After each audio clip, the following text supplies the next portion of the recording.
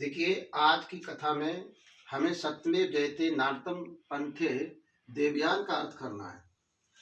सत्यमेव जयते नानतम सत्येन पंथा भेतु देवयान। इसका प्रचार किस राजा ने किया?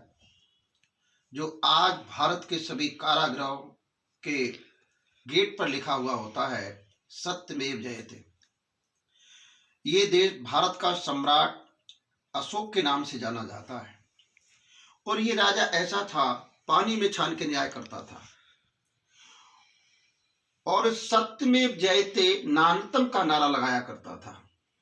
ये भारत वो भारत है जिसमें भारतीय संस्कृति का सम्मान होता था और सत्य की जय बोली जाती थी और सत्य का अर्थ लिया जाता था। उसी के आधार पर पानी में छान करके न्याय करता था सम्राट अशोक राजा।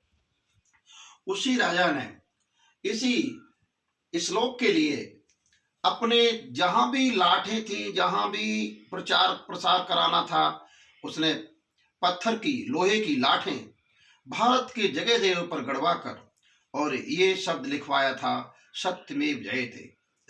परंतु इसका पूरा अर्थ क्या है, इसे तुम ध्यानपूर्वक सुनो। सत्यमेव जयते नानतम सत्येन पंथा विदतो देवयान। ये वाक्य कहता है कि मनुष्य का जो भी कार्यक्रम, जो भी कार्यनामा है, वो केवल सत्य के आधार पर ही विजय प्राप्त करता है। और जहां भी विजय होती है उसकी सत्य की ही विजय होती है, असत्य की कभी विजय नहीं होती। असत्य की हमेशा हार होती है, सत्य की हमेशा विजय होती है। ये सम्राट अशोक का नारा था। सत्यमेव जयते नानतम, सत्य की जय होती है। नानतम का अर्थ होता है झूठ की विजय कभी नहीं होती।